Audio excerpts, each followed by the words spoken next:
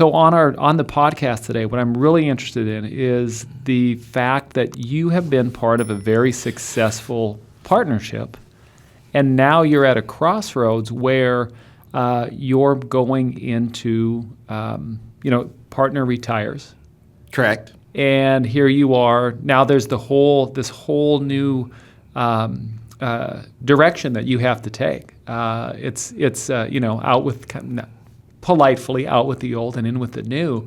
And so what I wanted to talk about on today's podcast was where you're sitting right now as far as your plans and the steps that you're having to take for rebranding, communicating with clients, and putting your own stamp on the practice without having it being a kind of a joint decision. So, Jerry, thanks for being. So, for those folks, Jerry, we actually started the podcast, by the way, surprise. So, for those of you that aren't familiar with Jerry Jackson, Jerry, you have a very successful practice. You've been working for years in the northeast corner of Arkansas. That is correct. And you guys you were in? Actually, it's northwest corner. Oh, northwest. Yeah. You know what? I grew up. This is the weirdest thing. I grew up in western North Dakota, so everything was always to the east. So it's just the weirdest thing. Northwest Arkansas, Exactly. which is perhaps one of the most beautiful places in the country. We get down to Eureka Springs a lot. That is so beautiful, and that's where is that where the office sits, or close Actually, by? the office sits right there in Fayetteville, Springdale area. Metropolitan area of Northwest Arkansas. When we say Northwest Arkansas, if you're from there, you're mainly talking about Fayetteville, Springdale, Rogers, Bentonville, Bella Vista. The whole metropolitan area goes as far as Fort Smith and go into southern Missouri. But when you say Northwest Arkansas, you're talking about Fayetteville, Springdale, Rogers, Bentonville, Bella Vista. That is the core of Northwest Arkansas. And you know what's crazy about that? For anybody when you say Arkansas, if you've never been there, especially that northwest corner, that is the Walmart world headquarters, isn't it? That is correct. Right there. So it is not. It's not just beautiful natural scenery. It is a very big business corridor. With a lot of enterprise, a lot of tech, a lot of everything going on. It's not just beautiful rivers, it's big business. It's big business there. We not only have just Walmart, but we have Tyson Foods. Oh, there you go. We have Cargill. We have some of the largest Fortune 500 companies that actually have presence there just because of Walmart. Our infrastructure is driven because of Walmart. The population growth is driven because of the corporate footprint that we have there. So even as of today, we have 1,000 people a month still moving into the area. Golly. We're kind of like in a little bubble pocket there where the rest of the country may be going through a little bit of a recession or pullback. We aren't. We're actually still expanding. And so it's kind of a weird dynamic that we're getting into when we compare the rest of the country. We're like, well, that's really not here. Yeah. So it's good to be in. We find in this type of environment, people need more of my services. Not always the most favorable situation, but actually we do better when people are needing services in this type of economic climate. It's a good time. It's a sad reminder. In a way, it's sad that people have to be reminded, because when things are going really good and the market's just on a tear, nobody thinks, well, wait, I could lose some money, or they don't think about safety, and it's a good reminder for safety. But so let's talk about your guy. Okay. Let's talk about your practice in particular. So, All right. tell us about what your practice looked like 4 years ago. 4 years ago, it's been a steady growth factor from the standpoint of saying, looking at the beginning of the year and seeing where we wanted to be. And it's been evolving really from 2011. It was mainly an accounting practice that I had grew over the last 40 years. John came to me in the mid-1998, somewhere in that time frame. Different century. Yeah, exactly. Just dated myself, I think. Anyway, we sit down and talked about me being interested in getting licensed and looking at doing annuity insurance sales. me being the typical accountant going, oh, I don't have time for this. This is not something that I'm ever going to be, looking as a revenue stream. He kind of wore me down. He actually sold me a life insurance policy and talked more and more about it. And I went, okay, I'll tell you what, I'll go ahead and do it. And I said, but I want you to do it all. I don't want to be involved in it. I'll just funnel clients your way and you take care of it. So I did that, but I'm a very A-type personality person. I can't just sit back and let someone just do something, particularly if I see something that I want to add to it. Absolutely. And so I got involved in it. And the dumbest thing I probably ever said in my entire career was, I'm not a salesperson. This is not me. I don't do sales. And looking back now, I go like, that's the dumbest thing I think I've ever come out of my mouth, that I don't do sales.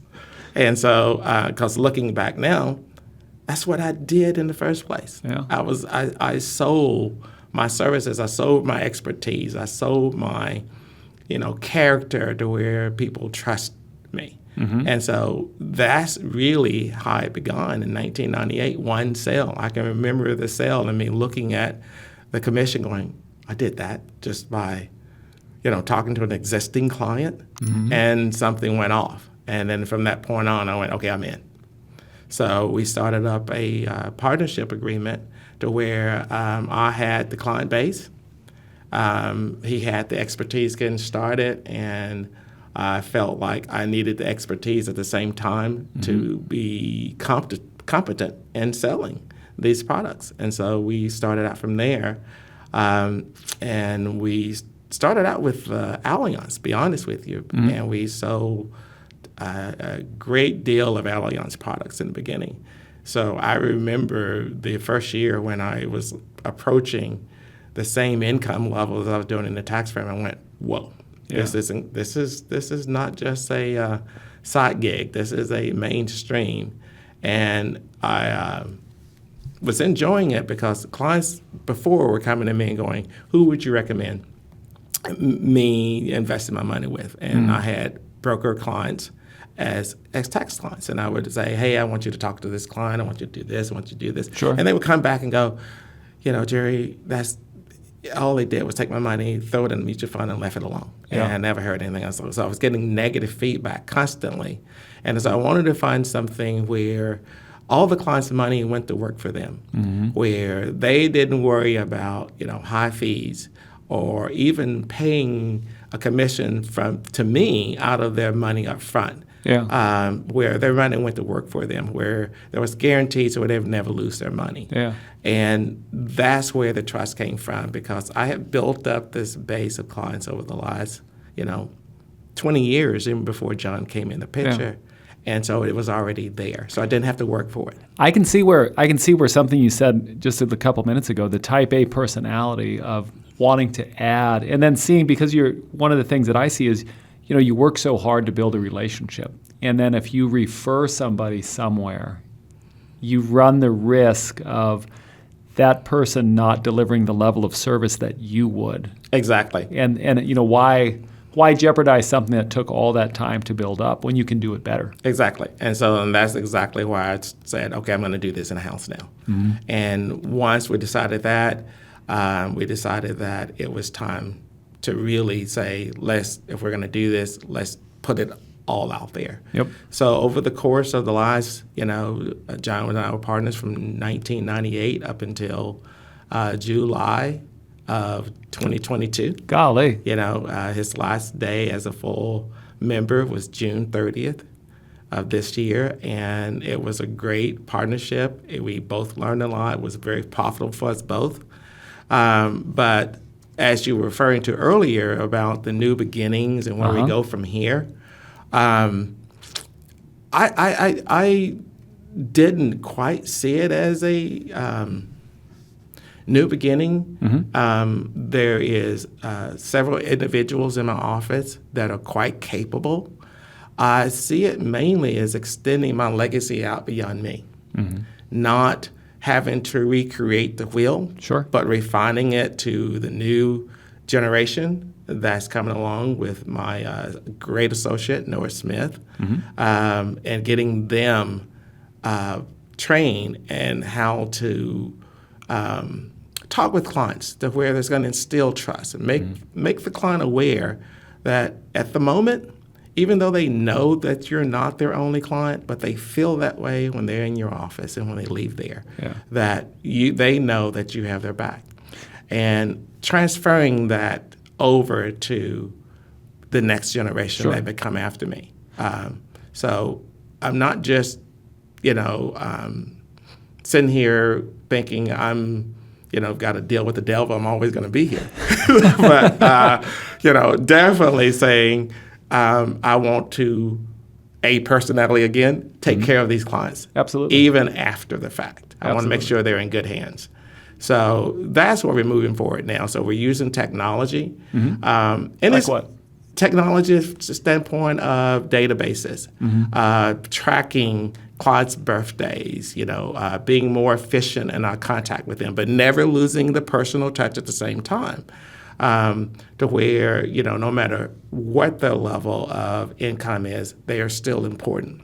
Yeah. Where there's a personal feel to it, where they know basically that, if I say something, then I'm going to do my best to make sure I'll follow through with it. And instilling that in the follow-up with anybody else that's going to be in the firm. So if you ask me what the one thing that I look at as being a success is me being able to look someone in the eye and saying, this is what I'm going to do for you. Can't guarantee you the results because, there's a lot of external factors, but we can get rid of a lot of them. And basically it's up to you and just having the vision to say, we can make this happen. What's your dream? I actually love that line from Jerry Maguire, where it's like, tell me your dream.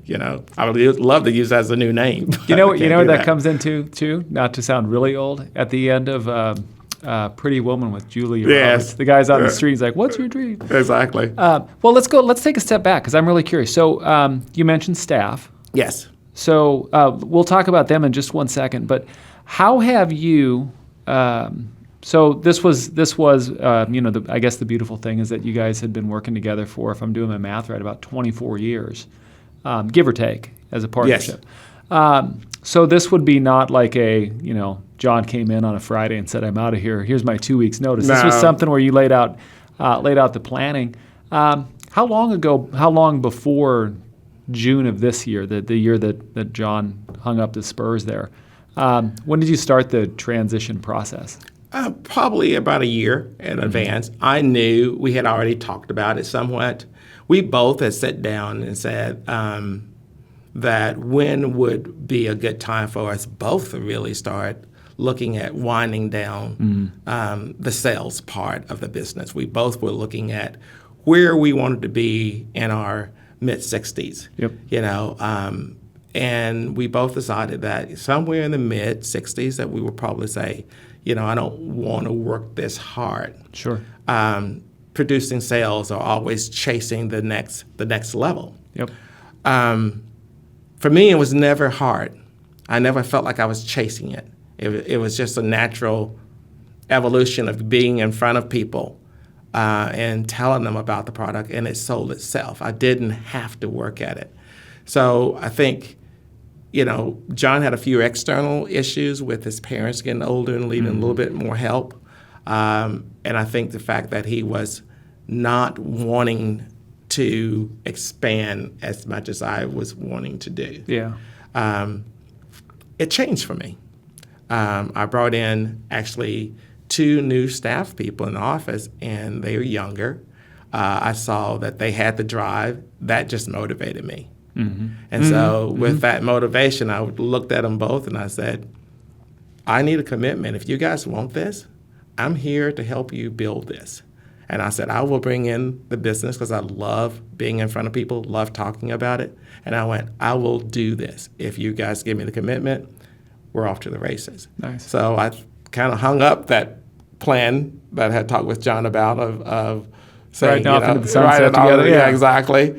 And said, I'm going to do this. And I knew he wasn't wanting to do that. So I gave him the room for him to decide when it was time for him to go. He could have stayed as long as he wanted to. But when he made the decision, then I went, okay, then let's start with really kicking things into high gear.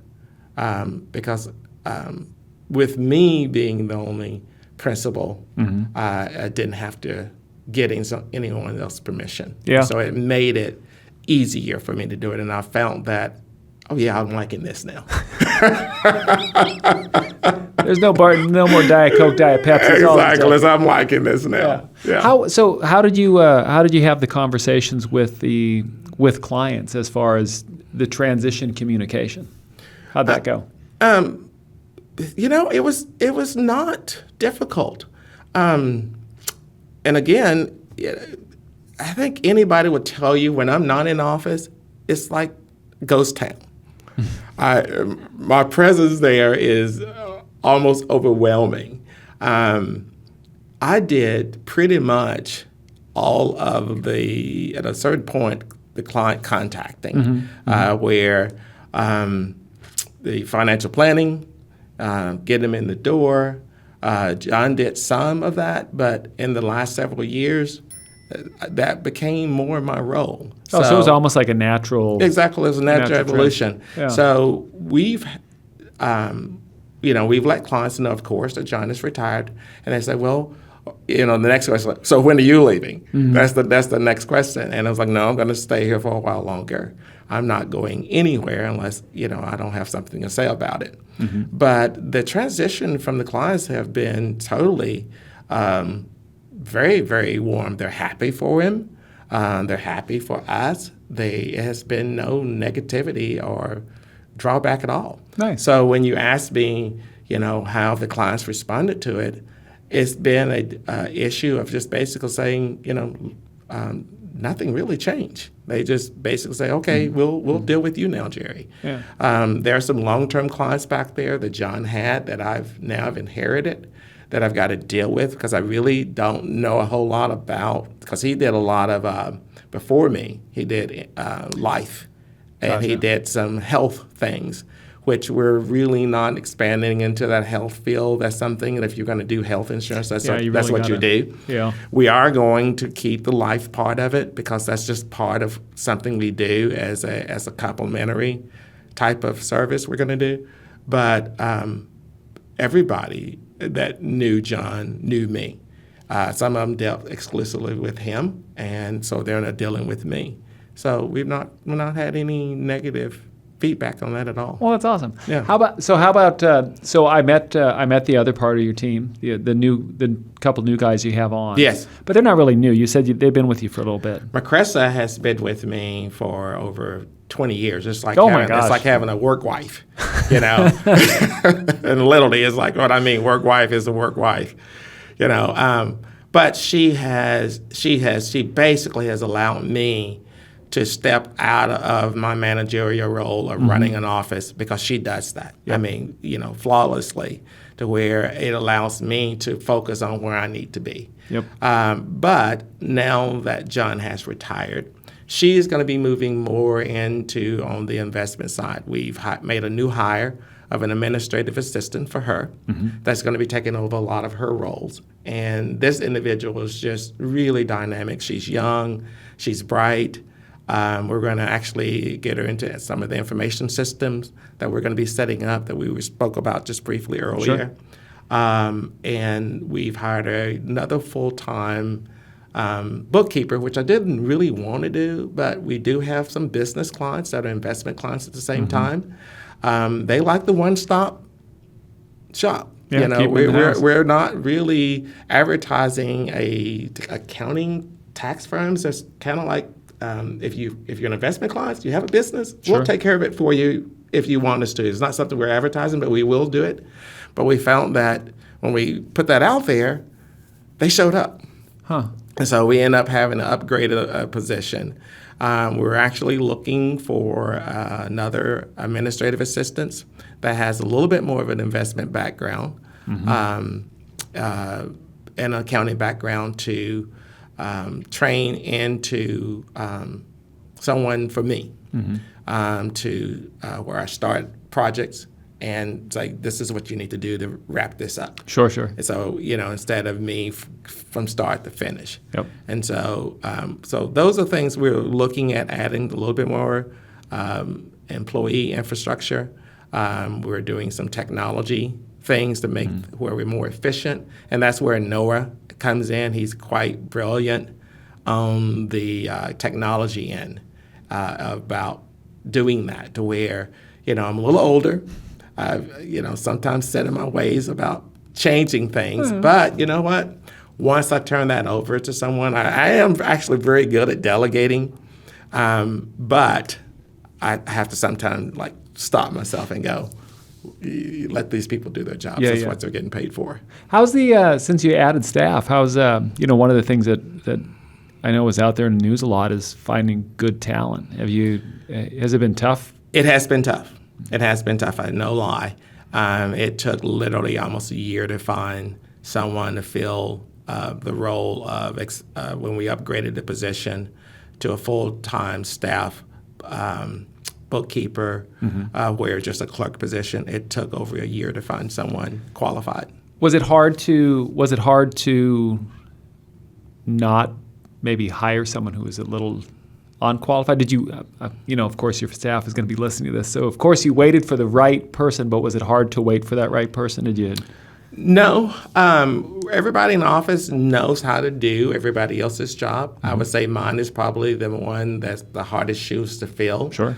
Macressa has been with me the longest, and even to this day, sometimes she'll tell the client the very same words that come out of my mouth. And they will, have Jerry to call me. And will literally verbatim say the same thing, and it's fine. And she goes I hate that. I literally hate that. And John felt that the same way too. Yep. They was have Jerry still call me. And so that has been the hardest thing for sometimes the staff to get used to. They go if Jerry said it, then obviously it's fine. Yep. So anyway. So introducing staff into the process then with clients, and so you have somebody that you're grooming a couple people to take your spot eventually. Yes. And how do you introduce them now into the mix so the clients start to get comfortable? Absolutely. Absolutely. How do you do that? Actually, they sit in. I tell the clients who they are, and I ask them do they have a problem with this individual sitting in on our conversations. I said, because I want to make sure that there's someone here to take care of you. And that's how I explain it to them, that if I'm not here, you have someone else that you can contact.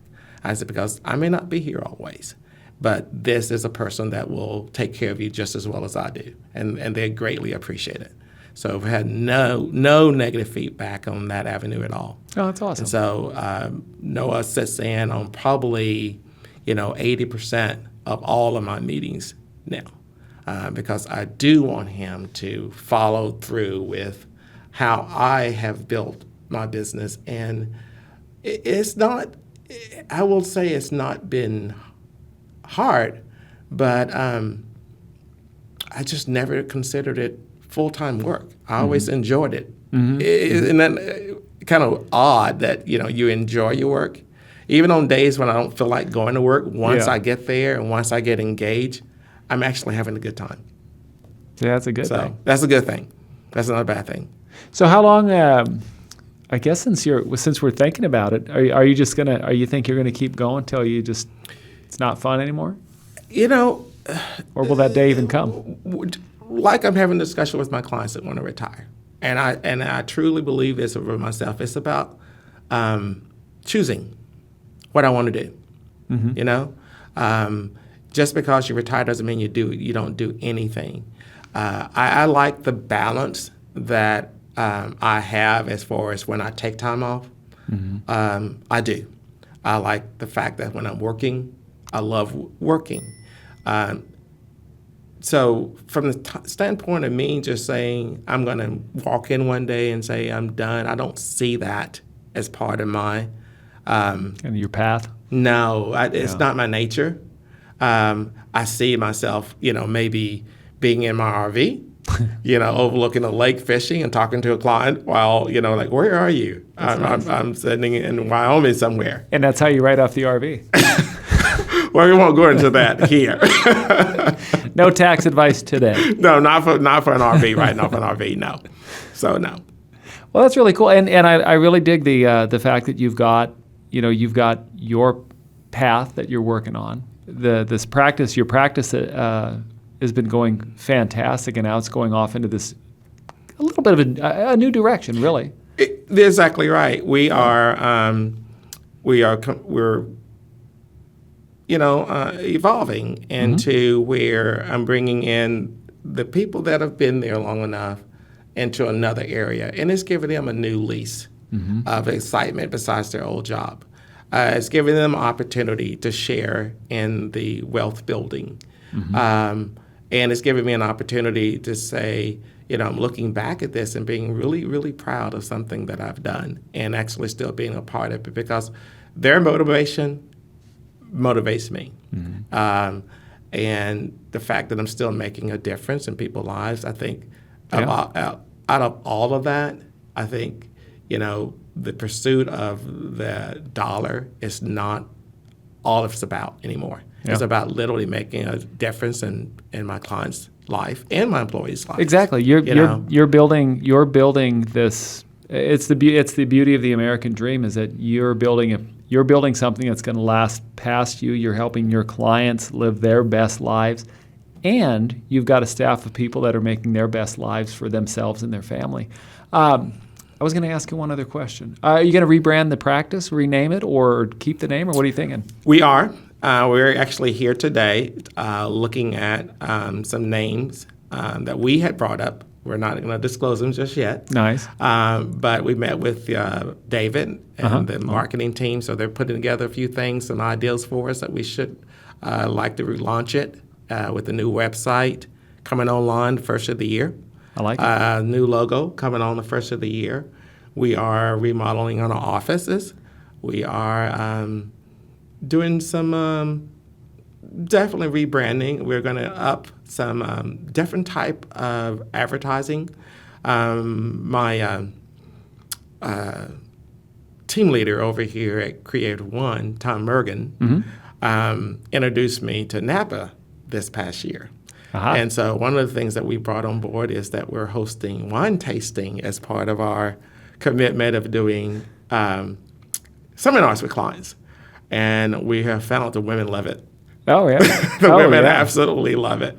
So we actually are doing some of that. It's actually been very productive so far as generating of sales. We're doing private, small group of women and men if they want to participate. But we have found that has been an extremely favorable event. So Tom takes you to Napa, and before we started recording, I was telling you about a place that sells wine slushies here. Exactly. It's both ends of the wine spectrum. Exactly. Don't go with Tom's advice. Go to Napa. Wine slushies have too much sugar anyway. Yeah, exactly. So that has been it's been fun. That's something that we can bring them into the office to do. We can do small meetings in our own office and do that. But the marketing team is putting together some other things that we're looking at doing that hopefully will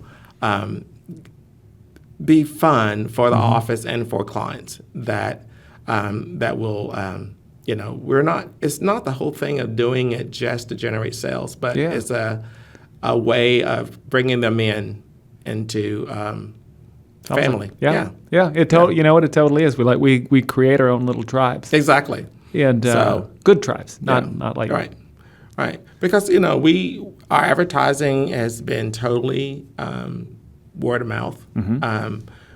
We will get on a daily basis 3 or 4 calls a day. Macressa does a lot of the screening if they're looking for someone just to do their tax returns or business. We're really pushing those away, referring those back out.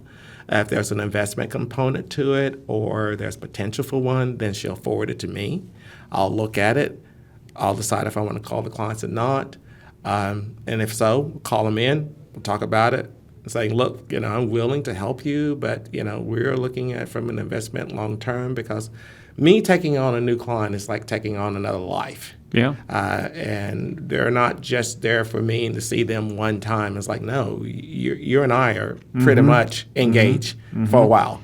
And so that's a big commitment. That's exactly what I told my daughter when she was going to get a dog. I'm like, it's a big commitment. Right. This is a lifelong, we're in this together. And so they go like, oh, you want to know all of this? I'm like, oh, yeah. I said, this is not just about, I said, I want to know everything. If I'm going to be involved in your life and this side of it, then yes, I want to know all of these things, your dreams, whether you plan on having any more children. If you're planning on, how's your parents? What's their health like? Yeah. Where are you going? What do you want? Help me to help you. So it is a commitment once we take on new clients because they get to be demanding. The thing that I think Noah or McCrescent will tell anyone is like, we baby our clients. They are so spoiled. They are so very, very spoiled. That keeps them close then. Yeah, it does. And we want them to be. We want them to feel, like I said earlier, like they are the only clients, even though they know they're not. As long as they feel that way, and we cultivate that. Yeah. That's really cool. Well, so here's what I am so curious. We're going to have you on the show next time you're up this way. All right. Love to. I can't wait to hear how things are progressing. I can't wait to see the new logo. Right. That's going to be really cool. And you're just an awesome guy. I'm so excited thank you for so you. much. We are very happy to be here today. It's been great. I was a little, apprehensive about my first podcast, but actually it's not bad at all. No, this is fun. This is fun. We're just talking about your business and you. Well, it's hard sometimes to sit here and talk about the business because it's a little bit hubris, maybe. Yeah. Because we're not used to talking about me. We always talk we. Yeah, exactly. And our job is. I had a boss once that told me your job is to be the velvet under the diamond, and so it's always we. And so to talk about me and the success that you're having, and to realize and acknowledge what you're doing, because you really are. I mean, like you said, like we both said, you are a business owner that not only are you taking care of and enabling these retirement dreams and realities, but you also have a staff of people where you're making their lives realities too. You're making changing lives. Yeah, and actually that makes me happy. Yeah, it's really cool. So, all right, we're gonna let you. Well, actually, I know we're gonna try and catch a picture of you because you're the most elusive guy when it comes to photos. So we're gonna I got the studio set up. We're gonna snap a pic of you next door. But, I know. Jerry, thanks for being on. We'll have you on again. Oh, thank you. I really appreciate it. All right, it's been great. This podcast is for financial professional use only and not for use with the general public. The information provided is the exclusive property of Creative One and is protected by copyright and other intellectual property laws of the United States. This material has been prepared for informational and educational purposes only. It is not intended to provide, and should not be relied upon for, accounting, legal, tax or investment advice. Creative One is not responsible for the results of programs discussed on this podcast or any liability stemming from the use of it.